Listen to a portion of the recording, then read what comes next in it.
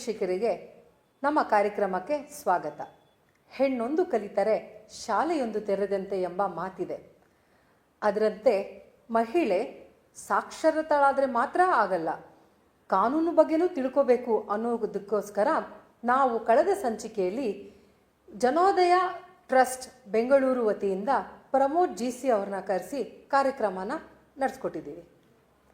ಕಳೆದ ಸಂಚಿಕೆಯಲ್ಲಿ ಪ್ರಮೋದ್ GC ಅವರು ಕಾನೂನು ಬಗ್ಗೆ, ಹಾಗೆ ಯಾವ ರೀತಿ ಮಹಿಳೆಯರ ಮೇಲೆ ಅಥವಾ ಯಾರ ಮೇಲೆ ದೌರ್ಜನ್ಯ ಆದ್ರೂ ಏನು ಕ್ರಮ ಕೈಗೊಳ್ಳಬೇಕು, ಕಾನೂನು ಪ್ರಕಾರ ಯಾವ್ಯಾವ ನಿಯಮಗಳಿದೆ, POSH prevention of sexual harassment ಇದರ ಬಗ್ಗೆ ತುಂಬ ಸಂಕ್ಷಿಪ್ತವಾಗಿ ವಿವರಿಸಿದರು.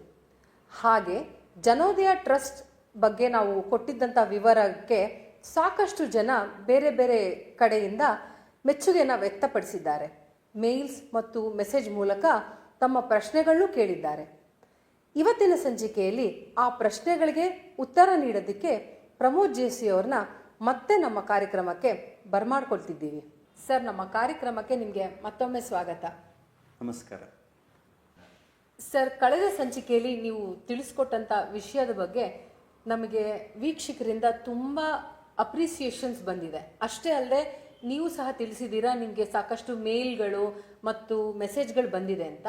ಹಾಗೆ ನಮ್ಮ ಕಾರ್ಯಕ್ರಮಕ್ಕೂ ಕೆಲವು ಪ್ರಶ್ನೆಗಳನ್ನ ಕೇಳಿ ಕೆಲವು ವೀಕ್ಷಕರು ದಯವಿಟ್ಟು ನಿಮ್ಮ ಹತ್ರ ಕೇಳಿ ಅಂದ್ಬಿಟ್ಟು ಮೆಸೇಜ್ಗಳನ್ನ ಕಳಿಸಿದ್ದಾರೆ. ಕೆಲವೊಂದು ಪ್ರಶ್ನೆಗಳನ್ನ ನಾವು ಇವತ್ತು ಅವರ ಪರವಾಗಿ ನಿಮಗೆ ಕೇಳ್ತೀವಿ ಸರ್. ಧಾರಾಳವಾಗಿ. ಮೊದಲನೇದಾಗಿ ಸರ್, ನಮ್ಮ ವೀಕ್ಷಕರು ಇದೊಂದು ಮೆಸೇಜ್ ಬಂದು ಮೈಸೂರಿಂದ ಕಳಿಸಿದ್ದಾರೆ. ನಾವು ಈ ಹೆಸರನ್ನ ನಾವು ಯಾಕೆ ಹೇಳ್ತಿಲ್ಲ ಅಂದರೆ ಇದು ಬಂದು ಸ್ವಲ್ಪ ಗುಪ್ತವಾಗಿ ಇಡಿ ಅಂತ ಅವರು ರಿಕ್ವೆಸ್ಟ್ ಮಾಡ್ಕೊಂಡಿದ್ದಾರೆ. ಹಾಗಲ್ದೇನೆ ಇದೊಂದು ಶೋಷಣೆಗೆ ಒಳಗಾಗುವಂಥ ವಿಷಯ ಆಗಿರೋದ್ರಿಂದ ಸೊ ಯಾರ ಹೆಸರನ್ನು ಹೇಳಲ್ಲ, ಬಟ್ ಎಲ್ಲಿಂದ ಅಂತ ನಾವು ಹೇಳ್ತಾ ಇದ್ದೀವಿ. ಸೊ ಈ ಮಹಿಳೆ ಬಂದು ಮೈಸೂರಲ್ಲಿ ಕೆಲಸ ಮಾಡ್ತಾರಂತೆ. ಅವ್ರು ಏನು ಪ್ರಶ್ನೆ ಕೇಳ್ತಾ ಇದ್ದಾರೆ ಅಂದರೆ, ಈ ಸಾಮಾನ್ಯವಾಗಿ ಈ ಥರದ ಒಂದು ವಿಷಯ ನಡೆದಾಗ ಇದು ಎಲ್ಲರ ಮುಂದೆ ನಡೆಯುವಂಥ ವಿಷಯಗಳಲ್ಲ, ಅಥವಾ ಯಾವುದೇ ಕಿರುಕುಳ ನಡೆದಾಗ ಗೌಪ್ಯದ ಸ್ಥಳಗಳಲ್ಲಿ ನಡೆಯುವಂಥ ವಿಷಯಗಳು. ನೀವು ಕಳೆದ ಸಂಚಿಕೆಯಲ್ಲಿ ಸರಿಯಾದ ಸಾಕ್ಷಿಯನ್ನು ಒದಗಿಸಬೇಕಾಗತ್ತೆ ಕಂಪ್ಲೇಂಟ್ ಕೊಡಬೇಕಾದ್ರೆ ಅಂತ ಮೆನ್ಷನ್ ಮಾಡಿದ್ರಿ. ಹಾಗಾಗಿ ಇವ್ರು ಕೇಳ್ತಾ ಇದ್ದಾರೆ, ಈ ಥರ ಆಯಿತು ಅಂದರೆ ಗೌಪ್ಯದ ಸ್ಥಳಗಳಲ್ಲಿ ಅಥವಾ ಆ ಟೈಮಲ್ಲಿ ಯಾರು ಇಲ್ಲದೆ ಇದ್ದರೆ ಏನು ಮಾಡಬೇಕು ಸರ್? ಹಾಗಾದರೆ ಅದು ಕಾನೂನು ಅಡಿನಲ್ಲಿ ಬರೋದಿಲ್ವಾ, ಕಂಪ್ಲೇಂಟ್ ತೊಗೊಳಕ್ಕೆ ಆಗೋದಿಲ್ವಾ ಅಂದ್ಬಿಟ್ಟು ಪ್ರಶ್ನೆ ಕೇಳ್ತಾ ಇದ್ದಾರೆ. ಓಕೆ, ಫಸ್ಟ್ ಆಫ್ ಆಲ್ ಜನಗಳು ನಾವು ರೆಸ್ಪಾನ್ಸ್ ಇಮೇಲ್ ಮತ್ತು ಇದನ್ನು ನೋಡಿದಾಗ ತುಂಬ ಖುಷಿ ಆಯಿತು. ಅಂದರೆ ಇದರ ಅವಶ್ಯಕತೆ ಎಷ್ಟಿದೆ ಅಥವಾ ಇದರ ಅವೇರ್ನೆಸ್ ಇನ್ನೂ ಎಷ್ಟು ಜನಗಳಿಗೆ ಇವ್ರು ತಲುಪಿಲ್ಲ ಅನ್ನೋದು ಒಂದು ಕಳಕಳಿಯ ವಿಷಯನೇ ಆಗ್ತಾ ಹೋಗುತ್ತೆ ಸರ್. ಓಕೆ, ಇಲ್ಲಿ ಆ ಪ್ರಶ್ನೆಗೆ ನೀವೇ ಅವರು ಕೇಳಿದಂಥ ಪ್ರಶ್ನೆ ಕರೆಕ್ಟಾಗಿದೆ. ಯಾಕಂದರೆ ಗೌಪ್ಯವಾಗಿ ನಡೆದಂಥದ್ದನ್ನು ಸಾಕ್ಷಿ ಒದಗಿಸೋಕ್ಕೆ ಅಥವಾ ಅವರು ಇಬ್ಬರೇ ಇದ್ದಾಗ ಅಥವಾ ಇವರೊಬ್ಬರಿದ್ದು ಇನ್ನೊಬ್ಬರಿಂದ ದೌರ್ಜನ್ಯಕ್ಕೆ ಒಳಪಟ್ಟಾಗ ಕೊಡಲಿಕ್ಕೆ ಸಾಧ್ಯ ಆಗೋದಿಲ್ಲ ಅಂತ. ಇದರ ಹೇಳಕ್ಕೆ ನಾನು ಏನು ಬಯಸ್ತಿದ್ದೀನಪ್ಪ ಅಂತಂದರೆ, ಕೇವಲ ಒಂದು ಪತ್ರದ ರೂಪದಲ್ಲಿ ಅವರು ಅಧ್ಯಕ್ಷರಿಗೆ ಅಥವಾ ಯಾರನ್ನ ಸದಸ್ಯರ ಮುಖಾಂತರ ಬಂದವರು ಒಂದು ಪತ್ರವನ್ನು ಕೊಟ್ಟರೂ ಸಾಕು, ಅದನ್ನು ಪರಿಗಣಿಸ್ತೀವಿ. ಸಾಕ್ಷ್ಯ ಆಧಾರ ನಂತರದ ದಿನಗಳಲ್ಲಿ ಅದನ್ನು ಪರಿಶೀಲನೆಗೆ ಒಳಪಡಿಸ್ತೀವಿ ಹೊರತು ಆ ಸಮಯದಲ್ಲಿ ಅವರು ಕೊಡೋಕೆ ಆಗ್ತಾ ಇಲ್ಲ ಅನ್ನೋದನ್ನು ಅವರು ಲಿಖಿತ ರೂಪದಲ್ಲಿ ಕೊಡ್ಬೋದು. ಸರ್, ಈಗ ನಮ್ಮ ಮುಂದಿನ ಪ್ರಶ್ನೆ, ಒಂದು ಸಿಸ್ಟಮ್ಯಾಟಿಕ್ ಆಗಿ ಕಂಪ್ಲೇಂಟ್ ಕೊಡೋದಿರ್ಬೋದು ಅಥವಾ ಒಂದು ವಿಚಾರಣೆ ಅನ್ನೋದು ಸಿಸ್ಟಮ್ಯಾಟಿಕ್ ಆಗಿ ಇರುತ್ತೆ ಅಂತ ನೀವು ಕಳೆದ ಸಂಚಿಕೆಯಲ್ಲಿ ಹೇಳಿದ್ರಿ. ಸೊ ಈ ಕಾನೂನು ಪ್ರಕಾರ ಇದು ಯಾವ ರೀತಿಯಾಗಿ ಒಂದು ಸಿಸ್ಟಮ್ಯಾಟಿಕ್ ಆಗಿ ನಡೆಯುತ್ತೆ ಈ ಕೆಲಸ ಅನ್ನೋದನ್ನ ನೀವು ಒಂದು ಸ್ವಲ್ಪ ವಿವರವಾಗಿ ಹೇಳಬೇಕು ಸರ್. ಓಕೆ, ನಾನು ಇದು ಎರಡು ಭಾಗವಾಗಿ ನಿಮಗೆ ಇದಕ್ಕೆ ಉತ್ತರ ಕೊಡಲಿಕ್ಕೆ ಇಷ್ಟಪಡ್ತೀನಿ. ಒಂದಂತಂದರೆ ಕಾಲಾವಧಿ, ಯಾವುದಾದಕ್ಕೆ ಎಷ್ಟೆಷ್ಟು ಕಾಲಾವಧಿ ಇದೆ, ಆಮೇಲೆ ಪ್ರಕ್ರಿಯೆಯನ್ನು ಕ್ರಮಬದ್ಧವಾಗಿ ಅದು ಪ್ರಕ್ರಿಯೆ ಹೇಗೆ ನಡೆಯುತ್ತೆ ಅನ್ನೋದು ಎರಡು ನಾನು ಬೇರೆ ಬೇರೆ ಹಂತದಲ್ಲಿ ನಿಮಗೆ ಉತ್ತರ ಕೊಡಲಿಕ್ಕೆ ಪ್ರಯತ್ನ ಮಾಡ್ತೇನೆ. ಫಸ್ಟ್ ಕಾಲಾವಧಿ ಬಗ್ಗೆ ಮಾತಾಡೋಣ. ದೂರು ನೀಡೋಕ್ಕೆ ಎಷ್ಟಿದೆ ನನಗೆ ಕಾಲಾವಧಿ ಅಂತಂದರೆ, ಸಾಮಾನ್ಯವಾಗಿ ಏನಾಗುತ್ತೆ, ಯಾವುದೇ ಈ ಒಂದು ಘಟನೆಯಲ್ಲಿ ಆದಂಥ ಮೆಂಟಲ್ ಶಾಕ್ ಅನ್ನೋದು ಆಗೋಗಿರುತ್ತೆ ಅವರಿಗೆ. ಸೊ ಇಮಿಡಿಯೇಟ್ ಆಗಿ ನಾಳೆನೇ ಬಂದು ದೂರು ಕೊಡು ಅಂತಂದ್ರೆ ಅವ್ರಿಗೆ ಕಷ್ಟ ಆಗ್ತಾ ಹೋಗುತ್ತೆ. ದೌರ್ಜನ್ಯ ನಡೆದಂಥ ಸಂದರ್ಭದಲ್ಲಿ ಹಂತವಾಗಿ ಅಥವಾ ಮಲ್ಟಿಪಲ್ ಟೈಮ್ಸ್ ಈ ದೌರ್ಜನ್ಯ ನಡೆದಿದೆ ಅಂತ ಅವ್ರಿಗೆ ಗೊತ್ತಾಗಿದೆ ಅಥವಾ ಅರಿವಿಗೆ ಬಂದಿದೆ, ನಾನು ದೂರು ಕೊಡಬೇಕು ಅಂತಂದಾಗ, ಸೊ ಮೊದಲನೇದಾಗಿ ಇಮಿಡಿಯೇಟ್ ಆಗಿ ದೂರು ಕೊಡಲಿಕ್ಕೆ ಅವ್ರಿಗೆ ಆಗದೇ ಇದ್ರೂ ಅವ್ರಿಗೆ ದೂರು ಕೊಡಲಿಕ್ಕೆ 90 ದಿವಸಗಳ ಕಾಲಾವಧಿ ಇದೆ. ಅಂದರೆ ದೌರ್ಜನ್ಯ ನಡೆದ ದಿನದಿಂದ 90 ದಿವಸದವರೆಗೂ ಇವರು ಯಾವಾಗ ಬೇಕಾದರೂ ಬಂದು ಈ ಒಂದು ಕಮಿಟಿಯನ್ನು ಅಪ್ರೋಚ್ ಮಾಡಬಹುದು. ಇಮಿಡಿಯೇಟಾಗಿ ಮಾಡೋಕ್ಕಾಗ, ಯಾಕಂದರೆ ಧೈರ್ಯ ಕೊರತೆ ಇರ್ಬೋದು ಅಥವಾ ನಾಲೆಡ್ಜ್ ಜ್ಞಾನದ ಕೊರತೆ ಇರ್ಬೋದು, ಹೆಂಗೆ ಕೊಡಬೇಕು ಅನ್ನೋದು. ಸೊ ಇದು ತಿಳುವಳಿಕೆ ಬರೋ ಅಷ್ಟೇ ಸ್ವಲ್ಪ ದಿನ ಆಗಬಹುದು. ಹಾಗಾಗಿ 90 ದಿನಗಳ ಅವಧಿ ಇದೆ. ಸೊ ದೂರು ಕೊಟ್ಟ ಮೇಲೆ ಸೊ ಯಾರಿಗೆ ಇದನ್ನ ನನಗೆ ದೂರು ಅಂದರೆ ಅಲ್ಲಿ ನಾನು ಈಗ I am subject of victim, ನಾನು ವಿಕ್ಟಿಮ್ ಆಗಿದ್ದೀನಿ, ಇಂಥವರಿಂದ ನನಗೆ ಒಳಪಟ್ಟಿದ್ದೀನಿ ಅಂತಂದಾಗ ಅವರಿಗೆ ಒಂದು ನೋಟಿಸನ್ನು ಇಶ್ಯೂ ಆಗುತ್ತೆ 7 ದಿನ ಒಳಗಾಗಿ. ಅದು 7 ದಿನದ ಪೀರಿಯಡ್. ಈಗ ದೂರು ಕೊಟ್ಟ ತಕ್ಷಣ ನಾಳಿಕೆ ಅದು ಆಗೋದಿಲ್ಲ, ಅಥವಾ ಇಮಿಡಿಯೇಟ್ ಆಗೋರು ಆಗ್ಬೋದು, ಅಥವಾ 7 ದಿನಗಳ ಒಳಗಾಗಿ ಅವರಿಗೆ ಒಂದು ನೋಟಿಸನ್ನು ಇಶ್ಯೂ ಮಾಡ್ತೀವಿ. ಏನಂತ, ಇಂಥವರಿಂದ ನಿಮಗೆ ದೂರನ್ನು ಬಂದಿದೆ, ನಮಗೆ ನೀವು ಸಮಜಾಯಿಷಿಯನ್ನು ನಮಗೆ ಉತ್ತರಿಸಲು, ಈ ಸಮಜಾಯಿಷಿ ಇದು ನಿಜವೇ ಸುಳ್ಳೆ ಅಥವಾ ನೀವೇನು ಹೇಳಕ್ಕೆ ಬಯಸ್ತೀರಿ ಅನ್ನೋದಕ್ಕೆ 10 ದಿವಸದ ಕಾಲಾವಧಿನ ಅವ್ರಿಗೆ ಕೊಡ್ತೀವಿ. 90 ದಿವಸದೊಳಗಡೆ ದೂರು ತಗೊಂತೀವಿ, 7 ದಿವಸದೊಳಗಡೆ ನೋಟಿಸ್ನ ಇಶ್ಯೂ ಮಾಡ್ತೀವಿ. ಅವರಿಂದ ನಾವು 10 ದಿವಸದೊಳಗಡೆ ನೀವು ನಮಗಿದಕ್ಕೆ ಉತ್ತರವನ್ನು ಕೊಡಬೇಕು ಅಂತ ಹೇಳ್ತೀವಿ. ನಂತರದ ತನಿಖೆ ಪ್ರಕ್ರಿಯೆ ಪ್ರಾರಂಭ ಆಗುತ್ತೆ. ಯಾಕಂದರೆ ದೂರು ಕೊಟ್ಟಂತ ಹೆಂಗೆ ನಡೆಯುತ್ತೆ, ತನಿಖೆ 3 ತಿಂಗಳೊಳಗಡೆ ಮುಗಿಸಬೇಕು ಅಂತ ಇದೆ. ಕೆಲವೊಂದು ಸಂದರ್ಭದಲ್ಲಿ ಸ್ವಲ್ಪ ಹಿಂದೆ ಮುಂದೆನೂ ಆಗಬಹುದು. ಕಾಲಾವಧಿ ಇಂತಿಷ್ಟೇ ಅಂತನಿಲ್ಲ, ಯಾಕಂದ್ರೆ ರಜೆಗಳು ಅಥವಾ ಹುಷಾರಿಲ್ಲದ ಸಂದರ್ಭ ಇಂಥವೆಲ್ಲ ಬರೋದ್ರಿಂದ ಇಂತಿಷ್ಟೇ 3 ತಿಂಗಳು ಆದಷ್ಟು ಮಟ್ಟಿಗೆ ಪ್ರಕ್ರಿಯೆನ 3 ತಿಂಗಳ ಕಾಲಾವಧಿಯಲ್ಲಿ ಮುಗಿಸಬೇಕು ಅಂತ ಇದೆ. ಸೊ ಇದು ಮುಗಿಸಿದ ಮೇಲೆ ಒಂದು ರಿಪೋರ್ಟ್, ಒಂದು ತನಿಖಾ ವರದಿಯನ್ನು ನಾವು ಸಲ್ಲಿಸಬೇಕಾಗುತ್ತೆ. ಈ ತನಿಖಾ ವರದಿ ಬರೀಲಿಕ್ಕೆ ಅಥವಾ ತನಿಖಾ ವರದಿ ಪ್ರಿಪೇರ್ ಮಾಡಲಿಕ್ಕೆ ಅಥವಾ ಸರಿ ಮಾಡಲಿಕ್ಕೆ 10 ದಿವಸಗಳ ಕಾಲಾವಧಿ ಇದೆ. ಪೂರ್ಣಗೊಂಡ ನಂತರ, ತನಿಖೆ ಪೂರ್ತಿಗೊಂಡ ನಂತರ ಅದು ಹೇಗಾರು ಬಂದಿಲ್ಲ ಆ ವರದಿನ ರೆಡಿ ಮಾಡಬೇಕಾಗುತ್ತೆ.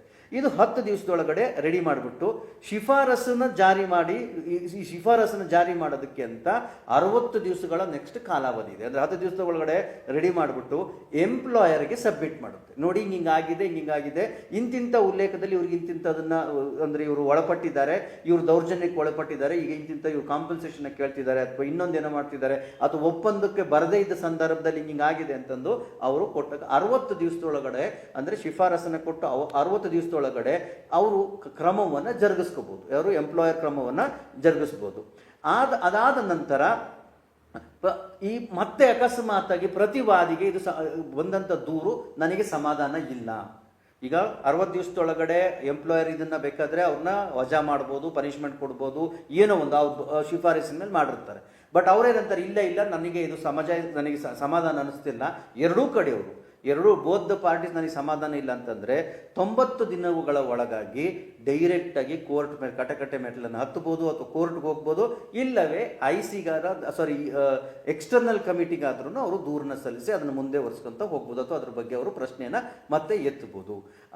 ಒಂದು ಹೇಳಕ್ಕೆ ಬಯಸ್ತೀನಿ, ಇಲ್ಲಿ EC ಕಮಿಟಿಗೂ ಕಾನೂನಾತ್ಮಕ ಎಷ್ಟು ಬಲ ಇದೆಯೋ ಅಷ್ಟೇ ಬಲ ಇದೆ ಇವ್ರು ಕೊಟ್ಟಂಥ ರಿಪೋರ್ಟಿಗೆ. ಭಾಳ ಜನ ಏನು ತಿಳ್ಕೊತಾರೆ, ಬಿಡು ಅದು ಆಂತರಿಕವಲ್ಲ, ರಿಪೋರ್ಟ್ ಕೊಟ್ಟ ತಕ್ಷಣ ಆಗುತ್ತೆ ಅಂತಂದರೆ, ಇದು ಫಸ್ಟ್ ಟೈಮ್, ಅಂದರೆ ಫಸ್ಟ್ ಕೋರ್ಟಲ್ಲಿ ಬಂದಂಥ ಜಡ್ಜ್ಮೆಂಟಿಗೆ ಎಷ್ಟು ಬೆಲೆ ಇದೆಯೋ ಅಷ್ಟೇ ತೂಕವಾಗಿರ್ತಕ್ಕಂಥ ಬೆಲೆ ಇದಕ್ಕೂ ಕೂಡ ಇದೆ. ಇದನ್ನು ಅಷ್ಟು ಸುಲಭವಾಗಿ ಅಲ್ಲಗಳೋ ಹಾಗಿಲ್ಲ ರಿಪೋರ್ಟನ್ನು. ಅದನ್ನು ಯಾಕಂದರೆ ಕೋರ್ಟ್ ಕೂಡ ಅದಕ್ಕೆ ಫಸ್ಟ್ ಮಾನ್ಯತೆ ಕೊಡುತ್ತೆ, ಅದನ್ನು ಎತ್ತಿ ಹಿಡಿಯುತ್ತೆ ಅನ್ನೋದನ್ನು ನಾನಿಲ್ಲಿ ಹೇಳೋದಕ್ಕೆ ಬಯಸ್ತೀನಿ. ಓಕೆ, ಸರಿ, ಇದು ಒಂದು ಹಂತ.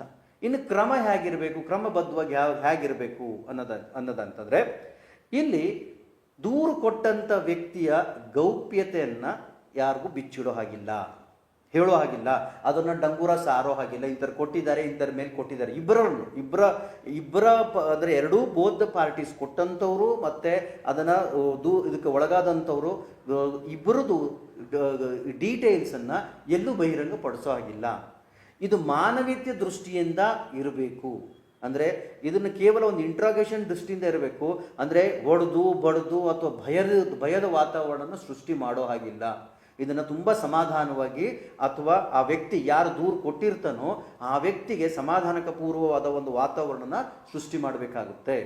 ಸಾಧ್ಯವಾದಷ್ಟು ಅವರಿಗೆ ರಜೆಯಿಂದ, ಅಂತಂದರೆ ಬೇರೆ ವ್ಯಕ್ತಿನ ಅಲ್ಲೇ ಇರ್ತಕ್ಕಂಥ ವ್ಯಕ್ತಿಯಿಂದ ಅವರ ಒಂದು ಇದಕ್ಕೆ ಒಳಗಾಗಬಾರ್ದು, ಅವರಿಂದ ತೊಂದರೆ ಆಗಬಾರ್ದು, ಅಥವಾ ಅವರಿಗೆ ಹೆದರಿಕೆಯನ್ನು ಸೃಷ್ಟಿ ಆಗಬಾರ್ದು ಅನ್ನೋ ಕಾರಣದಿಂದ ಬೇಕಾದ್ರೆ 90 ದಿವಸನೂ ಅವರಿಗೆ ರಜೆಯನ್ನು ಅವರು ಕೊಡಿಸ್ಬೋದು, ಅಥವಾ ಮನೆಯಲ್ಲೇ ಇದ್ದು ಈ ವಿಚಾರಣೆನ ನಡೆಸ್ಬೋದು. ಸಾಧ್ಯವಾದರೆ ಕಮಿಟಿ ಅವರ ಸ್ನೇಹಿತರು ಅಕ್ಕಪಕ್ಕದ ಮನೆಯವ್ರಿಗೂ ಬೇಕಾದ್ರೆ ವಿಚಾರಣೆನ ವಿಚಾರಿಸ್ಬೋದು. ಅವರ ವ್ಯಕ್ತಿತ್ವ ಬಗ್ಗೆ ಬೋತ್ ಕೊಟ್ಟಂತ ದೂರದಾರ್ ಕೊಟ್ಟಂತವ್ರದ್ದು ಇವ್ರದ್ದು ಎರಡೂ ಕಡೆ ವಿಚಾರಣೆ ಮಾಡೋಕ್ಕೆ ಅದಕ್ಕೆ ಪೂರ್ಣ ಅಧಿಕಾರ ಇದೆ. ಅಂದ್ರೆ ಕೇವಲ ಇವ್ರಿಬ್ಬರನ್ನೇ ಅಲ್ಲ. ಸೊ ಇದು ನಿಜವೇ ಸುಳ್ಳೆ ಅನ್ನೋದ್ರ ಬಗ್ಗೆನೂ ಅವರು ಅಕ್ಕಪಕ್ಕ ಸ್ವಲ್ಪ ಮಾಹಿತಿ ಕಲೆ ಹಾಕ್ಲಿಕ್ಕೂ ಇದಿದೆ. ಆದರೂ ಇದನ್ನು ಕಲೆ ಹಾಕ್ತಕ್ಕಂಥ ರೀತಿ ಅದು ಹೊರಗಡೆ ಹೇಳಿದಲ್ಲ ಆ ವಿಷಯವನ್ನ ಹೊರಗಡೆ ಬರದಾಗೆ ಬಹಿರಂಗವಾಗಿ ಬರದಾಗೆ ಮಾಡೋದಾದ್ರೆ ಅವರು ಮಾಡಬಹುದು. ಅಥವಾ ಇಂಥದ್ದು ನಡೆದಿದೆ ಇದ್ರ ಬಗ್ಗೆ ನಾವು ಬಂದಿದ್ದೀವಿ ಅಂತ ಇದ್ರ ವಿಚಾರಣೆನ ಅವರು ಕೊಡೋ ಹಾಗಿಲ್ಲ. ಸೊ ಅದು ಯಾಕಂದ್ರೆ ಗೌಪ್ಯತೆ ಅದು ಹೊರ ಹಾಕದಂಗೆ ಆಗುತ್ತೆ. ಸೊ ಇದು ಒಂದು ರೀತಿ ಆಗ್ತಾ ಹೋಗುತ್ತೆ. ಅಕಸ್ಮಾತ್ ಮೇಲಾಧಿಕಾರಿನೇ ಇದನ್ನ ಮಾಡಿದ್ದಾನೆ, ಈಗ ನನ್ನ ಮೇಲೆ ತುಂಬಾ ಫಾರ್ ಎಕ್ಸಾಂಪಲ್ ಎಂಪ್ಲಾಯರೇ ಅವನದೇ ಕಂಪನಿ ಅವರೇ ಈಗ ಇದನ್ನು ಮಾಡಿದ್ದಾರೆ, ಅವಾಗೇನು ಇದನ್ನು ಮಾಡ್ಬೋದು ಅಂತಂದ್ರೆ ಆದಷ್ಟು ಮಟ್ಟಿಗೆ ಈ ಒಂದು ದೂರು ಕೊಟ್ಟಂತವ್ರಿಗೆ ರಕ್ಷಣೆಯನ್ನ ಒದಗಿಸ್ತಕ್ಕಂಥ ಕಾರ್ಯ ಕಮಿಟಿ ಮೇಲೆ ಅದರ ಜವಾಬ್ದಾರಿ ಜಾಸ್ತಿ ಉಳ್ಕೊಂತ ಹೋಗುತ್ತೆ. ಯಾರೇ ವ್ಯಕ್ತಿಯಾಗಿರಲಿ, ಎಷ್ಟೇ ಪ್ರಭಾವಿ ವ್ಯಕ್ತಿ ಆಗಿದ್ರು ಕೂಡ ಇದನ್ನು ಏಕಪಕ್ಷೀಯವಾಗಿ ಎಂದೂ ಮಾಡಲಿಕ್ಕೆ ಹೋಗಬಾರ್ದು. ಅದನ್ನು ಮಾಡೋದಕ್ಕೆ ಸಾಧ್ಯನೂ ಇಲ್ಲ. ಇದಕ್ಕೆ ಒಂದು ದ್ವಿಪಕ್ಷೀಯವಾಗಿ ಇಬ್ಬರೂ ಒಂದು ಈ ತನಿಖೆನ ನಡೆಸಬೇಕಾದ್ರೆ ತುಂಬಾ ಆಳವಾದ ಅಧ್ಯಯನವಾಗಿ ತನಿಖೆನ ಮಾಡ್ಬೇಕು. ಯಾಕಂದ್ರೆ ಇದೊಂದು ಅಲಿಗೇಷನ್, ಒಬ್ರು ಯಾರೋ ಮಾಡಿದ್ದಾರೆ ಅಂದ ತಕ್ಷಣ ಅದು ಸರಿಯೇ ತಪ್ಪೆ ಅನ್ನೋದನ್ನ ತುಂಬಾ ಆಳವಾಗಿ ನೋಡ್ಬೇಕಾಗುತ್ತೆ. ಸೊ ಹಂಗಾಗಿ ಇದು ಏಕಪಕ್ಷೀಯವಾಗಿ ಅಥವಾ ಯಾರ್ದೋ ಕೇವಲ ಒಂದು ಮಾತಿನ ಅನುಗುಣವಾಗಿದ್ದು ನಡೆಯೋ ಹಾಗಿಲ್ಲ. ಇದಕ್ಕೆ ತುಂಬಾ ಪೂರಕವಾದಂತ ನಾವೇನ್ ಹೇಳ್ತೀವಿ ಸಾಕ್ಷ್ಯಾಧಾರಗಳು ಇರ್ಬೋದು, ಅಥವಾ ಇನ್ಯಾವುದೇ ರೀತಿಯ ಓರಲ್ ಬೇರೆಯವ್ರ ಕಡೆಯಿಂದ ಓರಲ್ ಟೆಸ್ಟಿಮನಿ ಆಗಿರ್ಬೋದು, ಎಷ್ಟು ಸಾಧ್ಯವೋ ಇದನ್ನ ಎಷ್ಟು ಪ್ರಬಲಗೊಳಿಸ್ಬೋದು ಈ ಕೇಸ್ನ ಅನ್ನೋದಕ್ಕೆ ನಾವು ಸಾಕ್ಷ್ಯಾಧಾರಗಳನ್ನು ನಾವು ಕೂಡ ಮಾಡಬಹುದು. ಓಕೆ, ಈ ಒಂದು ಶಿಫಾರಸನ್ನ ರೆಡಿ ಮಾಡಬೇಕಾದ್ರೂ ಕೂಡ ಅಂದ್ರೆ ಲಾಸ್ಟ್ಗೆ ರಿಪೋರ್ಟ್ ಬರಿಬೇಕಾದ್ರೆ ಕೇವಲ ಚೇರ್ಪರ್ಸನ್ ಒಬ್ಬರೇ ಬರೆಯೋ ಹಾಗಿಲ್ಲ. ಇದು ತುಂಬಾ ಮುಖ್ಯವಾಗಿರ್ತಕ್ಕಂಥದ್ದು. ಆಮೇಲೆ ಕೆಲವು ಸಲ ಏನಾಗುತ್ತೆ, ನಾನು ಬಂದಿರಲಿಲ್ಲ ಮತ್ತೆ ಮಾಡಿ ಅನ್ನೋ ಹಾಗಿಲ್ಲ. ಯಾಕಂದ್ರೆ ಈಗ 6 ಜನ 7 ಜನ ಸದಸ್ಯರಲ್ಲಿ 4 ಜನ 5 ಜನ ಇದ್ವಿ, ಇನ್ನಿಬ್ಬರು ಇರಲಿಲ್ಲ ಮತ್ತೆ ಮಾಡಿ ಅನ್ನೋ ಹಾಗಿಲ್ಲ. ಯಾಕಂದ್ರೆ ನಾನು ಹೋದ ಸಂಚಿಕೆ ತಿಳಿಸಿದ ಹಾಗೆ ಕೋರಮ್ ಇತ್ತು ಅಂತಂದ್ರೆ ಅಂದ್ರೆ ರೆಕಾರ್ಡ್ ಮಾಡ್ಕೊಂಡು ಹೋಗ್ತಾ ಹೋಗುತ್ತೆ. ಬಟ್ ಯಾವುದೂ ಇಲ್ಲಿ ಓರಲ್ ನಡೆಯೋದಿಲ್ಲ. ಪ್ರತಿಯೊಂದನ್ನು ದಾಖಲಾತಿ ಸಮೇತ ಆ ಬುಕ್ ಒಂದು ಲೆಡ್ಜರ್ ಬುಕ್ ತರ ಮೇಂಟೈನ್ ಮಾಡಿರ್ತೀವಿ, ಪ್ರತಿಯೊಂದನ್ನು ಅದರಲ್ಲಿ ಬರಿಬೇಕಾಗುತ್ತೆ, ಪ್ರತಿಯೊಂದು ಸಹಿನ ಅದನ್ನ ಪಡಿಬೇಕಾಗುತ್ತೆ. ಸೊ ಒಂದು ಸಲ ರಿಪೋರ್ಟ್ ಅನ್ನು ರೆಡಿ ಆದಂಥದ್ದು 3ನೇ ಒಂದು ಭಾಗದ ಸದಸ್ಯರುಗಳು ಅದಕ್ಕೆ ಸಹಿ ಹಾಕಿರಬೇಕು. ಬರೀ ಅದಕ್ಕೆ ಬರೆದ್ಬಿಟ್ಟು ಒಬ್ರು ಚೇರ್ಮನ್ ಸಹಿ ಹಾಕಿರೋದಕ್ಕೆ ಮಾನ್ಯತೆ ಇಲ್ಲ. 3ನೇ ಒಂದು ಭಾಗದ ಸದಸ್ಯರು ಹೌದು ನಾವು ಇದನ್ನು ಒಪ್ಪಿದೀವಿ ಅಂತ ಒಪ್ಪಿದೀವಿ ಅನ್ನೋದನ್ನ ಓದಬೇಕಾಗುತ್ತೆ. ಎರಡೂ ಪಾರ್ಟಿಗಳ ಮುಂದೆನೂ ಇದನ್ನು ಓದಬೇಕಾಗುತ್ತೆ. ಎರಡೂ ಪಾರ್ಟಿಗೆ ಒಂದೊಂದು ಪ್ರತಿನೂ ಕೊಡಬೇಕಾಗುತ್ತೆ. ಇದನ್ನ ಅಂದ್ರೆ ಈ ರಿಪೋರ್ಟಿನ ಅನುಗುಣವಾಗಿ ಶಿಫಾರಸನ್ನು ಇದನ್ನು ಮಾಡಿದೀವಿ ಅಂತ. ಇಲ್ಲಿ ಇನ್ನೊಂದು ಸಣ್ಣದೊಂದು ಇದೆ ಅಂತಂದ್ರೆ, ದೂರು ಕೊಟ್ಟ ತಕ್ಷಣವೇ ಸಂಧಾನಕ್ಕೆ ಒಂದು ಸಣ್ಣ ಸೂತ್ರವನ್ನು ಕೊಟ್ಟಿದ್ದಾರೆ. ಯಾಕೆ ಈ ಸೂತ್ರ ಕೊಟ್ಟಿದ್ದೀವಿ ಅಂತಂದ್ರೆ, ಪಾಶಲ್ಲಿ ಬಹಳ ಜನ ಇದನ್ನ ಇನಿಷಿಯಲಿ ಕೊಡಬಾರ್ದಾಗಿತ್ತು ಅಂತನೂ ಪ್ರಶ್ನೆ ಹಾಕಿದ್ರು. ಸೊ ಇಲ್ಲಿ ಮಾನವೀಯತೆ ದೃಷ್ಟಿಯಿಂದ ಈಗ ಉದಾಹರಣೆಗೆ ಯಾರೋ ವ್ಯಕ್ತಿ ಅದನ್ನ ಗೊತ್ತಿದ್ದೋ ಗೊತ್ತಿಲ್ಲದೋ ಅರಿವಿದ್ದೋ ಅಮಲಿನಲ್ಲೋ ಕುಡಿದ ಅಮಿನಲ್ಲೋ ಯಾವುದೋ ಒಂದು ಅಮಿನಲ್ಲೋ ಇದೊಂದು ಸಣ್ಣದೊಂದು ಚೇಷ್ಟೆನ ಮಾಡಿದ್ದಾನೆ ಅಂತಂದ್ರೆ ಅವನಿಗೆ ಅರಿವಾಗಿದೆ ಇದು ನಂದು ತಪ್ಪು ಅಂತಂದಾಗ ಅವನಿಗೆ ಆ ತಪ್ಪಿನ ಅರಿವಿಗೆ ಅಲ್ಲೇ ಒಂದು ರೀತಿಯ ಸಂಧಾನವನ್ನ ಮಾಡುವಂತ ಪ್ರಯತ್ನ ಮೊದಲನೇ ಹಂತ ಇದೆ. ಇದು ಕಮಿಟಿ ಮಾಡ್ತಕ್ಕಂಥ ಮೊದಲನೇ ಹಂತ ಏನಪ್ಪ ಅಂತಂದ್ರೆ ಈ ಸಂಧಾನವನ್ನು ಮಾಡುವಂತ ಹಂತ. ಅದಾದ ನಂತರ ಇವೆಲ್ಲವೂ ನಾನು ಹೇಳಿದಂಥ ಪ್ರಕ್ರಿಯೆ ಮುಂದುವರಿತಾ ಹೋಗುತ್ತೆ. ಸಂಧಾನದ ಹಂತದಲ್ಲಿ ಒಂದು ತಪ್ಪಾಯಿತು, ನಾನು ಮತ್ತೊಮ್ಮೆ ಮಾಡೋದಿಲ್ಲ, ನಾನು ಏನೋ ಮಾಡೋದು ಅಂತಂದ್ರೆ ಒಂದು ಬುದ್ಧಿ ಹೇಳಿ ಅಥವಾ ಅದಕ್ಕಾದಂಥ ಒಂದು ಸಣ್ಣದಿದು ನಮಗೊಂದು ನೋಟಿಸನ್ನು ಇಶ್ಯೂ ಮಾಡಿ ಅಥವಾ ಒಂದು ಅವೇರ್ನೆಸ್ ಅವ್ರಿಗೆ ಹೇಳ್ಬಿಟ್ಟು ಅಲ್ಲಿಗೆ ನಿಲ್ಲಿಸ್ಬೋದು. ಅದು ಈ ಪ್ರಕ್ರಿಯೆನ ನಿಲ್ಲಿಸ್ಬೋದು. ಇಲ್ಲಾಂತ ಪಕ್ಷದಲ್ಲಿ ನಾನು ಹೇಳಿದಂಥ ಇದೆಷ್ಟೋ ರೀತಿನ ಮಾಡ್ಕೊಂತ ಹೋಗ್ಬೋದು. ಇದೆಲ್ಲವೂ ರಿಪೋರ್ಟ್ ಕೊಟ್ಟಾದ್ಮೇಲೆ ಸಮಾಧಾನ ಆಗಿಲ್ಲ ಅಂತಂದ್ರೆ ಅವರು ಡೈರೆಕ್ಟಾಗಿ ಕೋರ್ಟ್ಗೆ ಹೋಗ್ಬೋದು, ಇಲ್ಲವೇ ಡೈರೆಕ್ಟಾಗಿ ಅವರು ಈ IC-ಗೆ ಅಥವಾ EC ಅವ್ರಿಗೆ ಅದನ್ನ ಇದೇ ರಿಪೋರ್ಟ್ನ ಮುಂದೆ ಇಟ್ಕೊಂಡು ಮತ್ತೆ ಇದರ ಕಾನೂನುತ್ವವಾಗಿ ಜರುಗಿಸಿ ಅಂತ ಕೇಳ್ಕೋಬಹುದು. ಇದನ್ನ ಅಕಸ್ಮಾತ್ ಆಗಿ ನಮ್ಮ ಕಮಿಟಿ ಸದಸ್ಯರೇ ಒಬ್ರು ಯಾರನ್ನ ಈ ಕೆಲಸ ಮಾಡಿದ್ರೆ ಅವರೇ ಮಾಡಿಬಿಟ್ರೆ, ಈಗ ಬಿಟ್ಬಿಟ್ಟು ದೊಡ್ಡವರು ಬೇಡ ಕಮಿಟಿ ಸದಸ್ಯರಿಂದನೇ ಒಬ್ಬನ ಚುತ್ತಿ ನಡೆದು ಬಿಡ್ತು ಅವರೇ ಈ ಥರ ಗುರಿ ಮಾಡಿದ್ರೆ ಅಂತಂದರೆ ಇದಿಷ್ಟೂ ಪ್ರಕ್ರಿಯೆ ನಡಿಬೇಕಾದ್ರೆ ಅವ್ರನ್ನ ಹೊರಗಿಡಬೇಕಾಗುತ್ತೆ. ಯಾಕಂದರೆ is also person of accused ಅಂತಲೇ ನಾವು ನೋಡ್ತಾ ಹೋಗ್ತೀವಿ. ಅಂದರೆ ಅವರಿಂದನೂ ತಪ್ಪು ನಡೆಯಲ್ಪಟ್ಟಿದೆ, ಅವರ ಒಂದು ಕೋರಮ್ನ ಇಲ್ಲಿ ಲೆಕ್ಕಕ್ಕೆ ಪರಿಗಣನೆ ಮಾಡೋದಿಲ್ಲ. ಅವರು ಅಲ್ಲಿ ಒಬ್ಬ ಅಪರಾಧಿನೋ ಅಥವಾ ಫಿರ್ಯಾದಿನೋ ಆಗಿ ಅವ್ರು ನಿಂತ ಆ ಜಾಗದಲ್ಲಿ ನಾವು ನೋಡ್ಬಿಟ್ಟು ಈ ಕೇಸನ್ನು ಸಮಗ್ರವಾಗಿ ಅದನ್ನು ತನಿಖೆನ ನಡೆಸಬೇಕಾಗುತ್ತೆ. ಹೀಗೆ ಹಂತವಾಗಿ ಇದರ ಬಗೆ ಬಗೆಯಾದಂಥ ಕೇಸು ಯಾವ ರೀತಿ ಅದರ ಇಂಟೆನ್ಸಿಟಿ ಅಂತ ಕರಿತಾ ಹೋಗ್ತೀವಿ. ಕೆಲವೊಮ್ಮೆ ಸಲ ಅವ್ನು ಬರೀ ಚುಡಾಯಿಸಿರ್ಬೋದು, ಅಂತೂ ಅವ್ನಿಗೆ ಗೊತ್ತಾಗಿದ್ದೇನೆ, ಇಲ್ಲ ನಾನು ಕೈ ಮುಗಿತೀನಿ, ಚುಡಾಯಿಸಲ್ಲ, ನನಗೆ ಹೆಂಡತಿ ಮಕ್ಕಳಿದೆ, ನಮ್ಮ ತಪ್ಪಾಗಿ ಮಾಡಿಬಿಟ್ಟೆ ಅಂತ ಅನ್ಬೋದು. ಸೊ ಅಲ್ಲಿಗೆ ಆ ಒಂದು ತಪ್ಪಿನ ಅರಿವು ಮುಚ್ಚಳಿಕೆ ಪತ್ರನ ಬರೆಸ್ಕೊಂಡು ನಾನು ತಪ್ಪು ಮಾಡಿದ್ದೀನಿ, ನನಗೆ ಮತ್ತೊಮ್ಮೆ ಮಾಡಲ್ಲ ಅಂದರೆ ಅಲ್ಲಿಗೆ ಇನ್ನೊಂದು ಪಾರ್ಟಿ ಒಪ್ಪಿದ್ರೆ, ಇಲ್ಲ ಇಲ್ಲ ನನಗೆ ಅದರಿಂದ ಏನೋ ನನಗೆ ತುಂಬಾ ಮಾನಸಿಕವಾಗಿ ಇದಾಗಿದೆ, ಸೊ ಯಾವ ರೀತಿಯ ನನಗೆ ಕಾಂಪನ್ಸೇಷನ್ ಬೇಕು, ಇಲ್ಲ ಪನಿಷ್ಮೆಂಟ್ ಆಗಲೇಬೇಕು ಅನ್ನೋದಾದರೆ ಅದನ್ನು ಕೊಡಲೇಬೇಕಾಗುತ್ತೆ. ಯಾಕಂದರೆ ಇಲ್ಲಿ ಅಪರಾಧಿ ಅಂದರೆ ದೂರು ಕೊಟ್ಟಂಥವರ ಮೇಲುಗೈ ಜಾಸ್ತಿ ಇರುತ್ತೆ. ಹಾಗಾಗಿ ಅದೇ ನಿಟ್ಟಿನಲ್ಲಿ ಇದು ನಡ್ಕೊಂತ ಹೋಗುತ್ತೆ. ಇಲ್ಲಿ ಮತ್ತೊಂದು ವಿಚಾರ ಅಂತಂದರೆ, ಕೆಲವೊಮ್ಮೆ ಏನಾಗುತ್ತೆ, ಸಾಕ್ಷಿಗೆ ಇನ್ನೊಂದು ಕೊಡು ಮತ್ತೊಂದು ಕೊಡು ಅಂತ ಅತಿ ಹೆಚ್ಚಿನ ಸಾಕ್ಷಿಗೆ ಈ ಒಂದು ಕಮಿಟಿ ಒತ್ತಾಯ ಮಾಡೋ ಹಾಗಿಲ್ಲ. ಸೊ ಅದನ್ನು ಕೇಳೋ ಹಾಗಿಲ್ಲ. ಸಾಕ್ಷಿ ಒದಗಿಸು, ಜಾಸ್ತಿ ಅತಿಯಾದ ಸಾಕ್ಷಿನ ಒದಗಿಸಿ ಅಂತ ಕೇಳೋ ಹಾಗಿಲ್ಲ. ಒಂದೇದು, ಪ್ರತಿ ಹಂತದಲ್ಲೂ ಇಲ್ಲಿ ಬರವಣಿಗೆಗಿನ್ನ ಗಣಕೀಕೃತ ರೂಪದಲ್ಲಿ ಅಂದರೆ ಕಂಪ್ಯೂಟರ್ ಟೈಪ್ಡ್ ಲೆಟರ್ನಲ್ಲಿ ಪ್ರತಿಯೊಂದನ್ನು ಪಡೆದು ಪ್ರತಿಯೊಂದು ಹಂತದಲ್ಲೂ ಸಹಿಗಳಿರಬೇಕು. ಸೊ ಇಲ್ಲಿ ಬರೀ ಟೈಪ್ ಮಾಡಿ ಹಾಗೆ ಇಡೋದಲ್ಲ, ಪ್ರತಿಯೊಂದು ದಸ್ತಾವೇಜದ ಪ್ರತಿ ಹಾಳೆಗೂ ಅದರ ಒಂದು ಸಹಿ ಇರಬೇಕು. ಅಲ್ಲದೇ ಆ ಪುಸ್ತಕದಲ್ಲೂ ರಿಜಿಸ್ಟ್ರಲ್ ಕೂಡ ಅದರ ಸಹಿಯನ್ನು ನಮೂದಿಸಬೇಕಾಗುತ್ತೆ. ಯಾಕಂದರೆ ಇದು ನಾಳೆ ದಿವಸ ಇದರ ಬಗ್ಗೆ ನಾನು ಹಾಗೆ ಹೇಳಿಲ್ಲ ಹೀಗೆ ಹೇಳಿಲ್ಲ ಅಂತ ಅನ್ನಬಾರ್ದು, ಮತ್ತು ಓದಬೇಕಾಗುತ್ತೆ. ಇದೇನು ನಾವು ಸಹಿ ಹಾಕಂದ್ರು ನಾನು ಹಾಕದೆ ಅನ್ನೋ ಹಾಗಿಲ್ಲ. ಈ ಒಂದು ನಾವು ಓದಿ ಅವ್ರಿಗೆ ತಿಳಿಸಿದ್ದೀವಿ ಅನ್ನೋದಕ್ಕೋಸ್ಕರ ಬೇಕಾದ್ರೆ ಸಣ್ಣ ಒಂದು ರೆಕಾರ್ಡಿಂಗ್ ಅಂದರೆ ಡೈರೆಕ್ಟ್ ಮೊಬೈಲ್ ರೆಕಾರ್ಡಿಂಗ್ ಆಗಿರ್ಬೋದು, ಇದನ್ನು ಮಾಡ್ಬೋದು. ಇನ್ನೂ ಒಂದು ವಿಚಾರ, ಸಂಧಾನ ನಮ್ಮಗಳ ಮುಂದೆ ನಡಿಬೇಕು ಅಂತೇನಿಲ್ಲ. ಕೆಲವು ಸಲ ಅವರು ವಾಟ್ಸಪ್ ಮುಖಾಂತರನೇ ತಪ್ಪಿತಸ್ಥ ತಾನು ತಪ್ಪಾಯಿತು ಮತ್ತೆ ಮಾಡೋದಿಲ್ಲ ಅಂತ ಕೇಳ್ಬೋದು, ಅಥವಾ ಇಮೇಲ್ ಮುಖಾಂತರ ಕೇಳ್ಬೋದು, ಅಥವಾ ಓರಲಿನೇ ಕೇಳ್ಬೋದು. ಈ ಯಾವ ಸಂದರ್ಭದಲ್ಲಿ ಅವರ ಮಧ್ಯದಲ್ಲಿ ಒಂದು ಒಪ್ಪಂದದ ಒಳಪಟ್ಟಿದ್ದಾರೆ ಅಂತಂತ ಅನ್ನೋದಾದರೆ ಅದನ್ನು ನಮ್ಮ ಕಮಿಟಿ ಮುಂದೆ ತಂದು ಅದನ್ನು ನಮೂದಿಸಬೇಕಾಗುತ್ತೆ. ಯಾವ ರೀತಿಯ ಮುಖಾಂತರ ಇವರು ಒಪ್ಪಂದಕ್ಕೆ ಒಳಗಾದರು ಅನ್ನೋದನ್ನು ಸಹ ಬರೆದು ಅದನ್ನು ಸಹಿ ಹಾಕಿ ನಮೂದಿಸಿ ಅದನ್ನು ಒಂದು ರೆಕಾರ್ಡ್ ಮಾಡಬೇಕಾಗುತ್ತದೆ. ಪ್ರತಿ ಶಿಫಾರಸನ್ನು ಇದು ಬಂದಂಥ ಕೇಸನ್ನ ಎಂಪ್ಲಾಯರ್ ಗಮನಕ್ಕೆ ತರಲೇಬೇಕಾಗುತ್ತೆ. ಅದು ಒಪ್ಪಂದ ಆಗಲಿ, ರಿಪೋರ್ಟ್ ಬರಲಿ, ಅಥವಾ ಅದನ್ನು ಅಂತಿಮವಾಗಿ ಒಂದು ಅವರ ಗಮನಕ್ಕೆ ತರಲೇಬೇಕಾಗುತ್ತೆ. ಜೊತೆಗೆ ಕೆಲವೊಮ್ಮೆ ಕಮಿಟಿ ಸಹ ಇಂತಿಂಥ ಇವರಿಗೆ ಒಂದು ಶಿಕ್ಷೆಗಳನ್ನು ಒದಗಿಸ್ಬೋದು ಅಥವಾ ಈ ಥರ ಮಾಡ್ಬೋದು ಅನ್ನೋದನ್ನು ಸಹ ಒಂದು ಟಿಪ್ಪಣಿಗಳನ್ನ ಸಹ ಅವರಿಗೆ ಎಂಪ್ಲಾಯರ್ಗೆ ಕೊಡ್ಬೋದು. ತದನಂತರ ಎಂಪ್ಲಾಯರ್ಗೆ ಬಿಟ್ಟಂಥದ್ದು ಅದರಲ್ಲಿ ಯಾವುದೇ ಕ್ರಮವನ್ನು ಅವರು ಎತ್ಕೋಬೇಕು ಅಥವಾ ಯಾವ ಕ್ರಮವನ್ನು ಜರುಗಿಸ್ಬೇಕು ಅನ್ನೋದು ಅದು ಎಂಪ್ಲಾಯರ್ಗೆ ಬಿಟ್ಟಂಥ ವಿಷಯ. ಆದರೆ ಇಲ್ಲಿ ಇದಕ್ಕೆ ತನಿಖೆಗೆ ಪೂರ್ಣ ಸಹಕಾರವನ್ನು ಎಂಪ್ಲಾಯರ್ ಕೊಡಲೇಬೇಕಾಗುತ್ತದೆ. ಯಾವುದೇ ರೀತಿಯ ಒಂದು ಡಾಕ್ಯುಮೆಂಟ್ ಬೇಕಾಗ್ಬೋದು ಅಥವಾ ಇನ್ಯಾವುದಾದ್ರು, ಫಾರ್ ಎಕ್ಸಾಂಪಲ್ ಒಂದು ಫುಟೇಜ್ ಬೇಕಾಗುತ್ತೆ. ನನಗೆ ಯಾರೋ ಹೇಳ್ತಾರೆ ನಾನು ಈಗ ರೂಮ್ಗೆ ಹೋಗಿದ್ದಾಗ ನಾನು ಹಿಂದೆ ಒಂದು ಪ್ರತಿ ಸಲ ಬರ್ತಾ ಇದ್ದಾನೆ ಅಂತ, ಸೊ ಅಲ್ಲಿಗೆ ಒಂದು ರೆಕಾರ್ಡಿಂಗ್ ಫುಟೇಜ್ ಇರ್ಬೋದು. ಎಂಪ್ಲಾಯರ್ ನಾನು ಕೊಡಲ್ಲ ಅನ್ನೋಕ್ಕಾಗಲ್ಲ, ಅದನ್ನು ಕೊಡಲೇಬೇಕಾಗುತ್ತದೆ. ಅವ್ನು ಒದಗಿಸೋವಂಥ ಸಪೋರ್ಟ್ ಅಂದರೆ ಎರಡೂ ಒಂದು ತನಿಖೆಗೆ ಪ್ರತಿಯೊಂದು ಪ್ರಕ್ರಿಯೆಗೆ ಇಲ್ಲಿ ಬೇಕಾಗ್ತಕ್ಕಂಥ ಸಪೋರ್ಟನ್ನು ಅವನು ಎಂಪ್ಲಾಯರ್ ಆಗ್ತಕ್ಕಂಥವ್ರು ಇದಕ್ಕೆ ಕೊಡಲೇಬೇಕಾಗುತ್ತೆ. ಕೊಡದೇ ಇದ್ದ ಪಕ್ಷದಲ್ಲಿ ಸಹ ಅವರೂ ಕೂಡ ಒಂದು ಅಪರಾಧಿ ಸ್ಥಾನದಲ್ಲಿ ನಿಲ್ತಾರೆ. ಅದು ಅಪರಾಧವೇ ಅಂತ ಅಂದರೆ ಸಾಕ್ಷಿ ನಾಶ ಅಂತಲೇ ಕನ್ಸಿಡರ್ ಆಗುತ್ತಾ ಹೋಗುತ್ತೆ.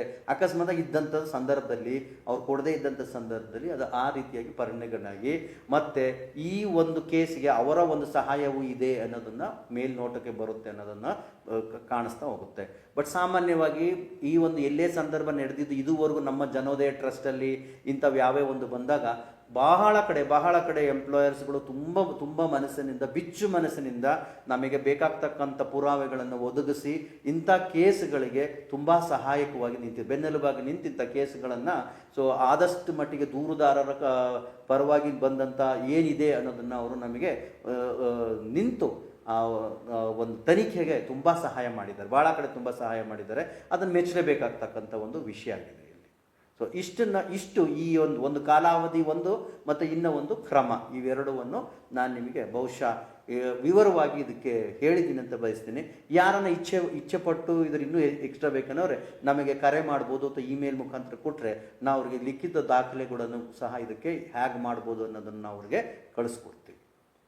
ಖಂಡಿತ ಸರ್, ನೀವು ತುಂಬ ಸಂಕ್ಷಿಪ್ತವಾಗಿ ವಿವರವಾಗಿ ತಿಳಿಸ್ಕೊಟ್ಟಿದ್ದೀರಾ ಸರ್. ಈಗ ಮಧ್ಯದಲ್ಲಿ ಹೇಳ್ತಿರ್ಬೇಕಾದ್ರೆ ಶೋಷಣೆಗೆ ಒಳಗಾದವರು ಅವ್ರಿಗೆ ರಜಾ ಕೊಡಬಹುದು, ಅಂದರೆ ಅಕಸ್ಮಾತ್ ಅವರು ಏನೋ ಒಂದು ಪರಿಸ್ಥಿತಿಲಿದ್ದಾಗ ಬೇಕಾದ್ರೆ ಸಂಪೂರ್ಣವಾಗಿ 90 ದಿವಸನೂ ರಜಾ ತಗೋಬಹುದು ಅಂತ ಹೇಳಿದ್ರಿ. ಎಷ್ಟೋ ಜನ ಮಹಿಳೆಯರಾಗಿರ್ಬೋದು, ಯಾರೇ ಆಗಿರ್ಬೋದು, ಅವರ ಸಂಬಳದಿಂದ ಅವ್ರ ಮನೆ ನಡೀತಾ ಇರುತ್ತೆ. 3 ತಿಂಗಳು ರಜಾ ಕೊಟ್ಬಿಟ್ರೆ ಅಥವಾ ಎಷ್ಟೋ ದಿವಸ ರಜಾ ಕೊಟ್ಬಿಟ್ಟಾಗ ಅವ್ರಿಗೆ ಅವರ ದುಡಿಮೆನಲ್ಲಿ ಪ್ರಾಬ್ಲಮ್ ಬರಲ್ವಾ, ಕುಂಠಿತವಾಗಲ್ವಾ, ಅಥವಾ ಇದಕ್ಕೇನಾದರೂ ಬೇರೆ ವ್ಯವಸ್ಥೆ ಇದೆಯಾ ಸರ್? ಓಕೆ, ಇದು ನಾನು ಈಗ ಜಸ್ಟ್ ಹೇಳಿದಾಗೆ ಎಂಪ್ಲಾಯರ್ಸ್ಗಳು ಸಹಾಯ ಮಾಡಿದಂದ್ರೆ ಅವರಿಗೆ ಆ ಒಂದು ಅವಧಿನಲ್ಲಿ ಅವರಿಗೆ ಸ್ಯಾಲರಿನ ಕೊಟ್ಟಿರ್ತಾರೆ. ಇಲ್ಲ ಕನಿಷ್ಠ ಪಕ್ಷ ಎಂಪ್ಲಾಯರ್ಸ್ ಹೇಳ್ತಾರೆ ನಾವು ಅರ್ಧ ಸ್ಯಾಲರಿ ಅವ್ರಿಗೆ ಕೊಡ್ತೀವಿ, ಇದಕ್ಕೆ ಡಿಸೈಡ್ ಆದ ನಂತರ ಅವ್ರದ್ದು ಏನಿರುತ್ತೋ ಅದನ್ನು ಕೊಡ್ತೀವಿ ಅಂತ ಒಪ್ಪಿದ್ದಾರೆ. ಸೊ ಕೊಡ್ತಾ ಇದ್ದಾರೆ, ಅದ್ರ ಬಗ್ಗೆ ಏನು ಎರಡು ಆಕ್ಷೇಪಣೆ ಇಲ್ಲ, ಕೊಡಲೇಬೇಕಾಗುತ್ತೆ. ಯಾಕಂದ್ರೆ ಅವ್ರು ಸಹಾಯ ಮಾಡೋದ್ರಿಂದ ಅದನ್ನು ಕೊಟ್ಟೇ ಕೊಡ್ತಾರೆ. ನಾನು ಆಗ ಹೇಳಿದೆ ಮೆಂಟಲಿ ಸ್ಟ್ರಾಕ್ ಸಿಚುವೇಶನ್, ಶಾಕ್ ಆದಂಥ ಸಿಚುವೇಶನ್ ಅಂತ ನಾನು ನಿಮಗೆ ಹೇಳಿದೆ. ಅದನ್ನು ಅಂದರೆ ಕೇವಲ ಸಣ್ಣ ಸಣ್ಣ ದೂರಿಗೆ ಅವರು ರಜೆನ ಪಡೆಯೋದಂತ ಅಲ್ಲ. ಅಲ್ಲಿ ಈಗ ಯಾರೋ ನನ್ನ ಕೈ ಮುಟ್ಟಿ ಎಳೆದ ನನಗೆ 3 ತಿಂಗಳು ರಜಾ ಕೊಡಿ ಅನ್ನೋದಾದರೆ ನಾವು ಶಿಫಾರಸು ಮಾಡಲಿಕ್ಕೆ ತೊಂದರೆ ಆಗುತ್ತೆ. ಅಂದರೆ ಅದನ್ನೇ ಹಾಗೆ ಇಂಟೆನ್ಸಿಟಿ ಮೇಲೆ ನಾವು ನಾವು ಆಧಾರವಾಗಿ ಇಟ್ಕೊಂಡು ಶಿಫಾರಸನ್ನು ಮಾಡ್ತಾ ಹೋಗ್ತೀವಿ. ಒಂದನೇದು. ಸೊ ಇಲ್ಲಿ ಎರಡನೇದು ಮತ್ತೊಂದು ನಾನು ನಿಮಗೆ ಹೇಳಿಕೆ ಬಯಸೋದಂದರೆ, ಇಲ್ಲಿ ಒಂದು ಪೂರಕ ವಾತಾವರಣ ಅಂದ ತಕ್ಷಣ ಅದೇ ಡಿಪಾರ್ಟ್ಮೆಂಟಿಗೆ ಸೂಪರ್ವೈಸರಿಂದ, ಗಾರ್ಮೆಂಟ್ಸಲ್ಲಿ ಸೂಪರ್ವೈಸರಿಂದ, ಸೊ ಕೆಳಗಡೆ ಕೆಲಸ ಮಾಡ್ತಕ್ಕಂಥ ಮಹಿಳೆಗೆ ಈ ಥರದೊಂದು ದೂರು ಬಂದಿದೆ ಅಂದ ತಕ್ಷಣ ಮತ್ತೆ ಅವಳ ಕೆಳಗಡೆನೆ ಅವನ ಕೆಲಸಕ್ಕೆ ಹಾಕಿದಲ್ಲಿ ಇನ್ನೊಂದು ಯಾವುದಾದ್ರು ಡಿಪಾರ್ಟ್ಮೆಂಟಿಗೆ ಹಾಕಿ ಕೂಡ ಅಂದರೆ ಅವರ ಸಂಪರ್ಕ ಬರದ ಹಾಗೆ ಕೂಡ ಈ ತನಿಖೆಯನ್ನು ನಡೆಸ್ಬೋದು. ಅಂದರೆ ಮೊದಲನೇ ಹಂತದಲ್ಲಿ ಒಂದು ಪೂರಕ ವಾತಾವರಣ, ಸಮಾಧಾನಕ ವಾತಾವರಣ, ಆಕೆಗೆ ಧೈರ್ಯವಾಗಿ ಬಂದು ಏನು ನಡೀತು ಅಂತ ಹೇಳ್ತಕ್ಕಂಥ ವಾತಾವರಣ ಸೃಷ್ಟಿ ಮಾಡೋದು ಕರ್ತವ್ಯ ಬಿಟ್ಟಿರುತ್ತೆ. ಇದಕ್ಕಾಗಿಯೇ ನಾವು ಆಂತರಿಕ ಸಮಿತಿನಲ್ಲೇ ಎಲ್ಲರೂ ಅವರವರ ಸದಸ್ಯರೇ ಉಳ್ಕೊಂಡ್ಬಿಟ್ರೆ ಇದು ತಿರುಚಬಹುದು ಅನ್ನೋ ಕಾರಣದಿಂದ, ಸೊ ನಮ್ಮಂಥ ಟ್ರಸ್ಟ್ನ ಒಬ್ರು ಯಾರನ್ನ ಇದ್ರು ಅನ್ನೋದಾದರೆ ಇದಕ್ಕೆ ಬಲ ಜಾಸ್ತಿ ಬರುತ್ತೆ. ಯಾಕಂದರೆ ಇಲ್ಲಿ ತಿರ್ಚುವಂಥ ಸಮಸ್ಯೆ ಆಗೋದಿಲ್ಲ. ಕೇವಲ ಇಲ್ಲಿ ನೀವು ಅನ್ಬೋದು, ಅಲ್ಲ ಸರ್ ನಿಮ್ಮ ಸದಸ್ಯರು ಅವ್ರ ಮಾತು ಕೇಳಿಬಿಟ್ರೆ ಏನು ಅಂತ. ಸಮಸ್ಯೆಗೆ ಬಂದ ತಕ್ಷಣ ನಮ್ಮ ಟ್ರಸ್ಟಿಗೂ ಒಂದು ಅದರ ಬಗ್ಗೆ ತಿಳುವಳಿಕೆ ಬಂದ್ಬಿಟ್ಟಿರುತ್ತೆ. ಸೊ ಅದರ ತಿಳುವಳಿಕೆ ಬಂದ ತಕ್ಷಣ ಇಲ್ಲಿ ಒಬ್ಬರಲ್ಲ, ಸೊ ನಮ್ಮದೇ ಆದಂಥ ನಮ್ಮ ಟ್ರಸ್ಟ್ ಕಮಿಟಿ ಕೂಡ ಇದನ್ನು ಗಂಭೀರ ರೂಪದಲ್ಲಿ ತಗೊಂಡು ಏನು ಮಾಡ್ತಿದೆ, ನಡೆ ಏನು ಅನ್ನೋದ್ರ ಬಗ್ಗೆನೂ ನಾವು ಗಮನಿಸ್ತಾ ಇರ್ತೀವಿ. ಅಂದರೆ ನಮ್ಮ ಸದಸ್ಯರು ಅಲ್ಲಿ ಏನು ಮಾಡ್ತಾ ಇದ್ದಾರೆ ಅಂತ, ಅಕಸ್ಮಾತಾಗಿ ಅವ್ರು ಒಳಗಾಗಿದ್ದಾರೋ ಇಲ್ವೋ, ಅಥವಾ ಸರಿಯಾದ ಕ್ರಮಗಳನ್ನು ಜರುಗಿಸ್ತಾ ಇರಲ್ಲ ಅದನ್ನು ಮಾನಿಟರ್ ನಮ್ಮ ಕಡೆಯಿಂದ ನಡೀತಾ ಇರುತ್ತೆ. ಹಾಗಾಗಿ ನಾವು ಹೇಳೋದು, ಸೊ ಈ ಥರ ಟ್ರಸ್ಟ್ ವತಿ ಕಡೆಯಿಂದ ಅಥವಾ ಯಾವುದೇ ಬೇರೆ ಸಂಘ ಸಂಸ್ಥೆ ಕಡೆಯಿಂದ ಒಬ್ಬರು ಯಾರನ್ನ ಸದಸ್ಯರಲ್ಲಿ ಇದ್ದಾರೆ ಅಂತಂದರೆ ಇಂಥ ಒಂದು ಸಂದರ್ಭಕ್ಕೆ ಅದರ ವೆಯ್ಟೇಜು, ಅದರ ತೂಕ ತುಂಬ ಜಾಸ್ತಿ ಬರುತ್ತೆ. ಯಾಕಂದರೆ ಇದನ್ನು ಒಂದಿಂದ ಧ್ವನಿ ಎತ್ತಲಿಕ್ಕೆ ಹಲವಾರು ಜನ ಇದ್ದಾರೆ ಇದರ ಬೆನ್ನಿಂದೆ ಅನ್ನೋದು ಸೊ ಎಲ್ರಿಗೂ ಅರಿವಾಗುತ್ತೆ. ಸೊ ಅಕಸ್ಮಾತಾಗಿ ಮೇಲು ಸ್ತರದಲ್ಲಿ ಯಾರನ್ನೊಬ್ಬ ಉನ್ನತ ಅಧಿಕಾರಿನೇ ಈ ಕೆಲಸ ನಡೆದಿರ್ಬೋದು, IAS ಆಫೀಸರೇ ಇಂಥದ್ದೊಂದು ಮಾಡಿದ್ರು ಕೂಡ ಸಣ್ಣ ಒಂದು ಆಂತರಿಕ ಸಮಿತಿ ಬಂದಿದೆ ಅಂತಂದರೆ ಅವರೂ ನಡುಗುವಂಥ ಪರಿಸ್ಥಿತಿಲಿ ನಿರ್ಮಾಣ ಆಗುತ್ತೆ. ಯಾಕಂತಂದರೆ ಇದು ಒಬ್ಬರಲ್ಲ, ಬೆನ್ನ ಹಿಂದೆ ತುಂಬ ಜನ ನಿಂತಿದ್ದಾರೆ, ಇದಕ್ಕೆ ಒಂದು ಪೂರ್ತಿ ಸಂಘವೇ ನಿಂತಿದೆ, ಒಂದು ಪರಿವಾರವೇ ಇದೆ ಅನ್ನೋದನ್ನು ಅವರಿಗೆ ಮಂದಟ್ಟಾಗುತ್ತೆ. ಹಾಗಾಗಿ ಇಂಥ ಒಂದು NGO ಸಂಸ್ಥೆಯ ಒಬ್ಬ ಸದಸ್ಯರು ಇತ್ತು ಅನ್ನೋದಂದರೆ ಸಂಸ್ಥೆಗೆ ಒಂದು ಒಳ್ಳೆ ಸಪೋರ್ಟ್ ಅಂತ ಹೇಳ್ಬೋದನ್ನು ಇಲ್ಲಿ ಹೇಳಲಿಕ್ಕೆ ಬಯಸ್ತೀವಿ. ಓಕೆ ಸರ್, ಈಗ ನೀವು ಆಗಲೇ ಹೇಳ್ತಿರ್ಬೇಕಾದ್ರೆ ದೂರು ಕೊಟ್ಟೋರಿರಬಹುದು ಅಥವಾ ಸಂಸ್ಥೆ ಇರಬಹುದು, ಈ ವಿಚಾರವಾಗಿ ಯಾರಿಗೂ ಹೇಳೋ ಹಾಗಿಲ್ಲ, ಬಯಲುಪಡಿಸೋ ಹಾಗಿಲ್ಲ, ಗೌಪ್ಯತೆಯನ್ನು ಕಾಪಾಡಬೇಕು ಅಂತ. ಅಕಸ್ಮಾತ್ ಆಗಿ ಈ ಗೌಪ್ಯತೆ ಕಾಪಾಡದಿದ್ದಲ್ಲಿ ಸಂಸ್ಥೆ ಆವಾಗ ಏನು ಆಗ್ಬೋದು ಅಥವಾ ಏನು ಸ್ಟೆಪ್ಸ್ ಇದೆ ಸರ್? ಇದು ಪ್ರಶ್ನೆನ ನೀವು ಕೇಳಿದ್ದು ತುಂಬ ತುಂಬ ಉತ್ತಮವಾದಂಥ ಪ್ರಶ್ನೆ.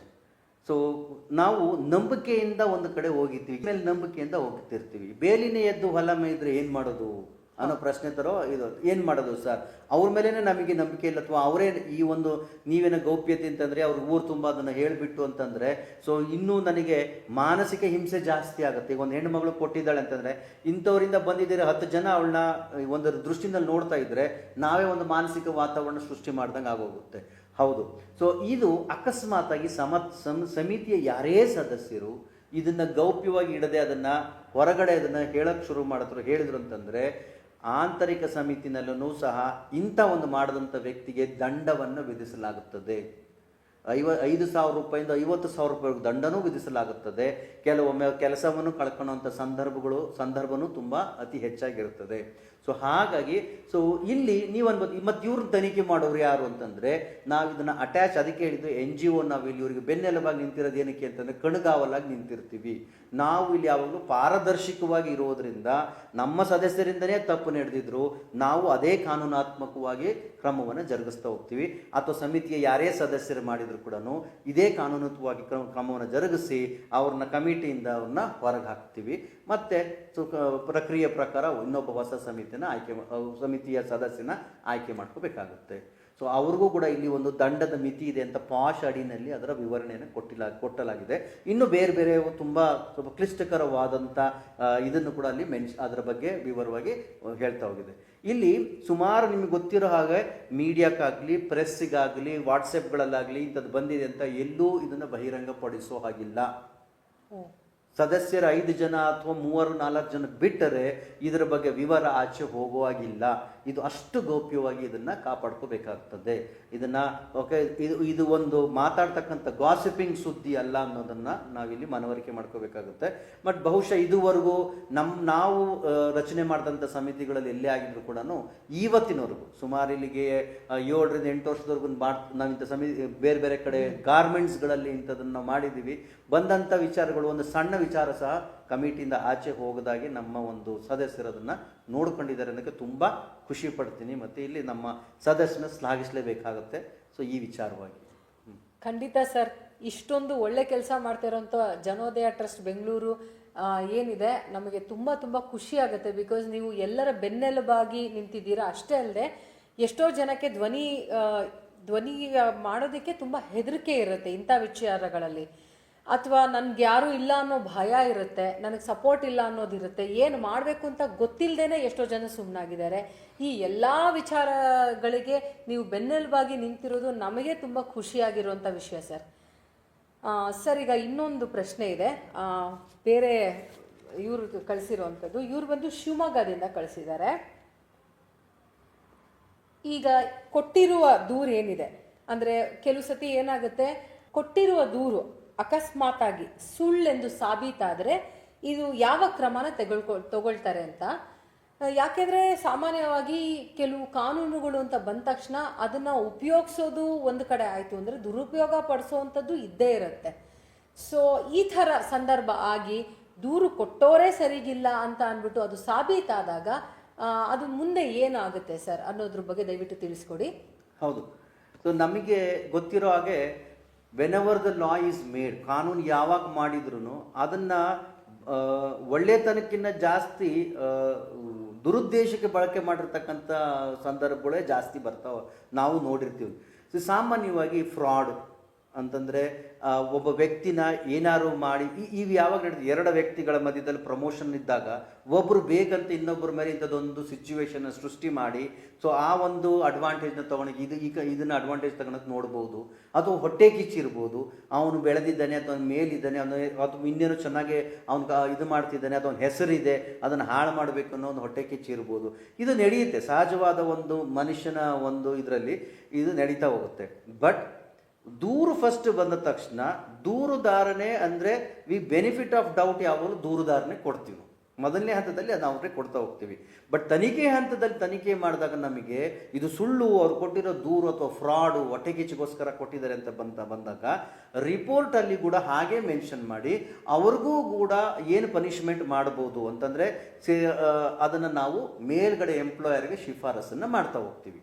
ಅಂದರೆ ಅಲ್ಲೂ ಶಿಫಾರಸು ಮಾಡ್ತೀವಿ, ನೋಡಿ ಇದು ಸುಳ್ಳನ್ನು ಕೊಟ್ಟಿದ್ದಾರೆ, ಇದು ನಿಮ್ಮ ಎಂಪ್ಲಾಯೀಸ್ ಈ ಕಡೆಯಿಂದ ನಡೆದಿದೆ, ಸೊ ಇವ್ರಿಗೆ ಏನಾರ ನೀವು ಇಂಕ್ರಿಮೆಂಟ್ ಕಟ್ ಮಾಡ್ತಿರೋ ಅಥವಾ ಬೋನಸ್ ಕಟ್ ಮಾಡ್ತಿರೋ ಅಥವಾ ನೀವು ಅವ್ರಿಗೆ ಏನಾರ 1 ತಿಂಗಳು ಸ್ಯಾಲ್ರಿ ಕಟ್ ಮಾಡ್ತಕ್ಕಂಥದ್ದು ಅಥವಾ ಕೆಲಸದಿಂದನೇ ವಜಾ ಮಾಡ್ತಕ್ಕಂಥದ್ದು, ಇದು ಎಂಪ್ಲಾಯರ್ಗೆ ಬಿಟ್ಟಂಥದ್ದು. ನಾವು ಕಮಿಟಿಯಿಂದ ಇದು ಸುಳ್ಳು, ಇದು ಬಂದಂಥದ್ದು ಸುಳ್ಳು ಅನ್ನೋದನ್ನು ಮಾಡಿಸಿ ಒಂದು ಕ್ಷಮಾಪತ್ರ ಕೂಡ ಇಲ್ಲಿ ಬರ್ಸ್ಕೊಂತೀವಿ. ಅಥವಾ ಇದ್ರ ಬಗ್ಗೆ ನಾವು ನಮ್ಮ ಸಮಿತಿ ಕಡೆಯಿಂದ ಈಗ ದೂರುದಾರನಿಗೆ ಅವ್ರಿಗೂ ಮಾನಸಿಕ ಒತ್ತಡ ಆಗಿರುತ್ತೆ, 3 ತಿಂಗಳು 6 ತಿಂಗಳು ಅಂದರೆ ಇದೆಲ್ಲ ಪ್ರಕ್ರಿಯೆ ನಡೆಯೋವರೆಗೂ. ಸೊ ಅವ್ರಿಗೂ ಒಂದು ಸಮಾಧಾನಕರವಾದ ಸಣ್ಣ ಕೌನ್ಸಿಲಿಂಗನ್ನು ಮಾಡಿ ಅವ್ರಿಗೂ ಸಮಾಧಾನಕರವಾಗಿ ಹೇಳಿ ಸೊ ಅವ್ರಿಗೂ ತೃಪ್ತಿಕರವಾದ ವಾತಾವರಣ ಸೃಷ್ಟಿ ಮಾಡಬೇಕಾಗುತ್ತೆ.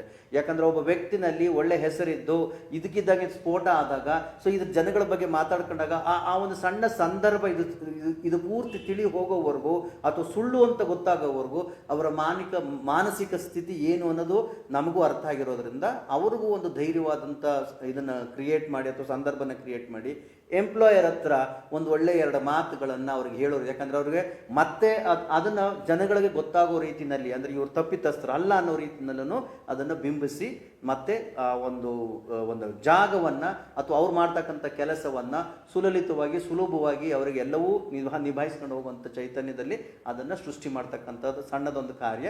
ಎಂಪ್ಲಾಯರ್ ಇಬ್ಬರು ಸೇರಿ ಇದನ್ನು ಮಾಡ್ತಾ ಹೋಗ್ತಾರೆ. ಪ್ರಕ್ರಿಯೆ ಎಲ್ಲ ಒಂದೇ ಆಗಿರುತ್ತದೆ. ಬಟ್ ಏನಂತಂದರೆ ಇದು ಕೊಟ್ಟಂಥ ದೂರುದಾರು ಫ್ರಾಡ್ ಆಗಿದ್ದರೆ ಅವರಿಗೆ ತಕ್ಕ ಮಟ್ಟಿಗೆ ಶಿಕ್ಷೆ ಆಗುತ್ತೆ.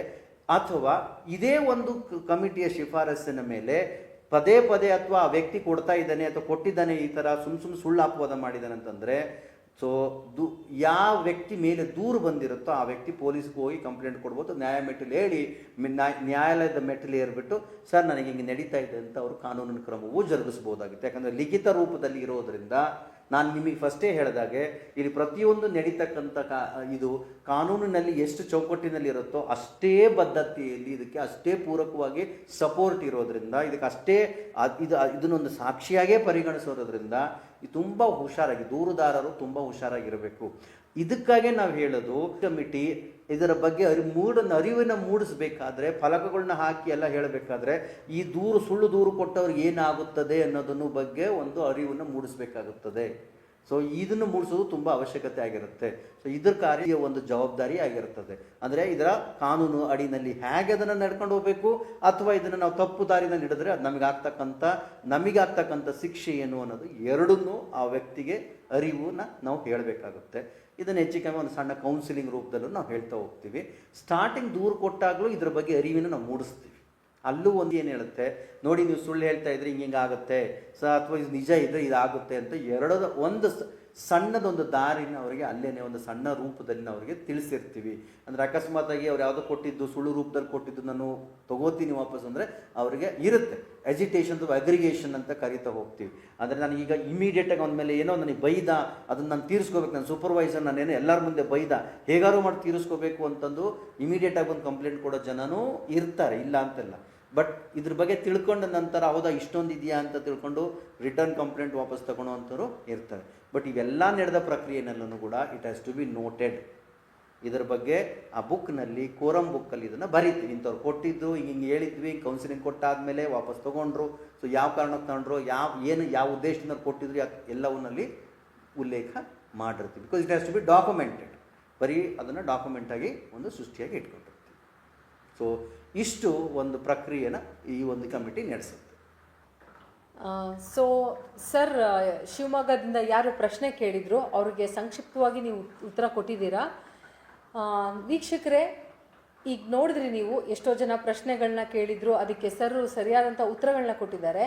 ಇನ್ನೂ ಏನಾದರೂ ನಿಮ್ಮಲ್ಲಿ ಪ್ರಶ್ನೆ ಇತ್ತು ಅಂದರೆ ಅಥವಾ ನಿಮಗೆ ಸಹಾಯ ಬೇಕು ಅಂದರೆ ನಾವು ಆಗ್ಲಿಂದನೂ ಜನೋದಯ ಟ್ರಸ್ಟ್ ಅವರ ಸಂಪೂರ್ಣ ವಿವರವನ್ನು, ಮೊಬೈಲ್ ನಂಬರ್ ಇರಬಹುದು ಅಥವಾ ಇಮೇಲ್ ಇರಬಹುದು, ಅದರ ವಿವರವನ್ನು ನಾವಿಲ್ಲಿ ಸ್ಕ್ರಾಲಲ್ಲಿ ಹಾಕ್ತಾ ಇದ್ದೀವಿ. ನೀವು ಆ ನಂಬರ್ಗೆ ಕಾಲ್ ಮಾಡಿ ನೀವು ಏನು ಬೇಕಾದರೂ ಸಮಸ್ಯೆ ಇತ್ತು ಅಂದರೆ ನೀವು ಅವ್ರ ಸಹಾಯ ತಗೋಬೋದು. ಇಲ್ಲ ನಿಮಗೆ ಡೌಟ್ಸ್ ಇತ್ತು, ಹೇಗೆ ಮುಂದೆ ಒರಿಬೇಕು ಅನ್ನೋದ್ರ ಪ್ರಶ್ನೆ ಏನಾರ ಇತ್ತು ಅಂದರೆ ನೀವು ಖಂಡಿತವಾಗ್ಲೂ ಅವರಿಗೆ ಕಾಲ್ ಮಾಡ್ಬೋದು. ಜನೋದಯ ಟ್ರಸ್ಟ್ ಅವರು ಅದಕ್ಕೆ ಸಂಪೂರ್ಣವಾಗಿ ನಿಮಗೆ ಬೆಂಬಲವಾಗಿ ನಿಂತು ಸಂಪೂರ್ಣ ಮಾಹಿತಿಯನ್ನು ಕೊಡ್ತಾರೆ. ಸರ್, ನೀವು ಕಳೆದ ಸಂಚಿಕೆಯಲ್ಲಿ ಮತ್ತು ಇವತ್ತಿನ ಸಂಚಿಕೆಯಲ್ಲಿ ನಮಗೆ ಮತ್ತು ವೀಕ್ಷಕರಿಗೆ ತುಂಬ ವಿಷಯಗಳನ್ನ ತಿಳಿಸ್ಕೊಟ್ಟಿದ್ದೀರಾ, ಕಾನೂನು ಬಗ್ಗೆ ಹೇಳ್ಕೊಟ್ಟಿದ್ದೀರಾ. ಮತ್ತು ಈ ಕಿರುಕುಳ ನಡೆದಾಗ, ಲೈಂಗಿಕ ಕಿರುಕುಳ ಇರಬಹುದು ಅಥವಾ ಬೇರೆ ರೀತಿಯಾದಂತಹ ಯಾವುದೇ ಒಂದು ಸಂದರ್ಭದಲ್ಲಿ ಏನು ಮಾಡಬೇಕು, ಕ್ರಮ ಅಂದರೆ ಏನು, ಇವೆಲ್ಲವನ್ನು ನೀವು ತುಂಬ ವಿವರವಾಗಿ ನಮಗೆ ತಿಳಿಸ್ಕೊಟ್ಟಿದ್ದೀರಾ ಸರ್. ನಿಮಗೆ ನಮ್ಮ ಪರವಾಗಿ ಮತ್ತು ಸಮಸ್ತ ವೀಕ್ಷಕರ ಪರವಾಗಿ ತುಂಬ ಹೃದಯದ ಧನ್ಯವಾದಗಳು ಸರ್. ಧನ್ಯವಾದಗಳು. ನೋಡಿದ್ರಲ್ಲ ವೀಕ್ಷಕರೇ, ಕಳೆದ ಸಂಚಿಕೆ ಮತ್ತು ಇವತ್ತಿನ ಸಂಚಿಕೆಯಲ್ಲಿ ಜನೋದಯ ಟ್ರಸ್ಟ್ ಬೆಂಗಳೂರು ವತಿಯಿಂದ ಸಂಪನ್ಮೂಲ ವ್ಯಕ್ತಿಯಾದಂಥ ಪ್ರಮೋದ್ ಜಿ.ಸಿ. ಅವರು ನಮ್ಮೊಂದಿಗೆ ಇದ್ದು ಈ ಎಲ್ಲ ಒಂದು ವಿಷಯಗಳನ್ನ ನಮಗೆ ಮತ್ತು ನಿಮಗೆ ತಿಳಿಸ್ಕೊಟ್ಟಿದ್ದಾರೆ. ಇದನ್ನು ಸದುಪಯೋಗ ಪಡಿಸ್ಕೊಳ್ಳಿ ಅಂತ ನಾವು ಆಶಿಸ್ತೀವಿ. ಸೊ ಇಲ್ಲಿಗೆ ನಮ್ಮ ಕಾರ್ಯಕ್ರಮನ ಮುಕ್ತಾಯ ಮಾಡ್ತಾ ಇದ್ದೀವಿ. ಧನ್ಯವಾದಗಳು.